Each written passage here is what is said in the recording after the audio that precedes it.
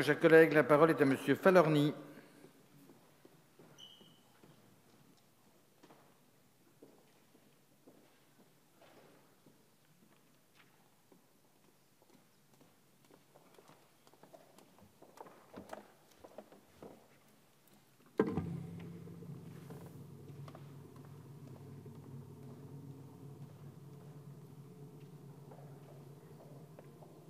Monsieur le Président, Monsieur le Ministre, Monsieur le Président de la Commission des lois, Monsieur le rapporteur, mes chers collègues, la menace terroriste croissante, mais aussi les nombreuses violences auxquelles notre pays doit faire face, nous imposent, en tant que législateur, de prendre nos responsabilités, toutes nos responsabilités, et les mesures nécessaires afin d'assurer la sécurité de nos concitoyens tout en préservant le respect de leurs droits et de leur liberté.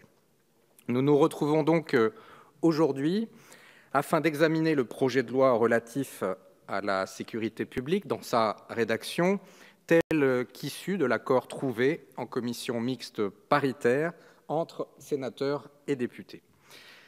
Si nous ne pouvons que nous satisfaire qu'un accord ait pu être trouvé sur un sujet aussi important et délicat pour la sûreté de notre pays et de ses habitants, de surcroît à une semaine de la suspension de nos travaux, nous ne pouvons nous empêcher d'envisager le texte dans son ensemble et d'exprimer quelques craintes sur le dispositif que nous nous apprêtons à voter.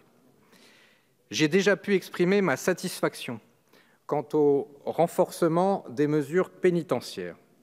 Il en va ainsi de la consolidation des dispositions en matière de contrôle et de retenue des membres des équipes de sécurité pénitentiaire en vue de sécuriser les abords des prisons, du renforcement du délit de communication irrégulière avec un détenu, conformément à la décision du Conseil constitutionnel du 24 janvier 2017, ou encore de la clarification des conditions de mise en œuvre du renseignement pénitentiaire.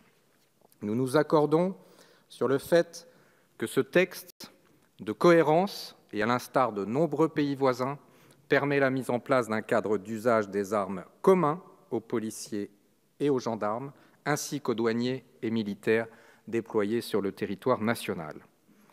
L'ensemble de ces forces de l'ordre ont été mises à contribution et confrontées à des situations plus que délicates. Il est donc important de leur rendre justice à ce stade et de leur garantir, dans le cadre de l'exercice de ces fonctions, une protection renforcée, sans ignorer que l'usage de la force, théoriquement monopole de la puissance publique, doit toujours être utilisé à bon escient. Rappelons-nous de la célèbre pensée de Blaise Pascal : tous les efforts de la violence ne peuvent affaiblir la vérité et ne servent qu'à la relever davantage. Notre pays, nos concitoyens ont besoin de sécurité et de vérité et de sécurité.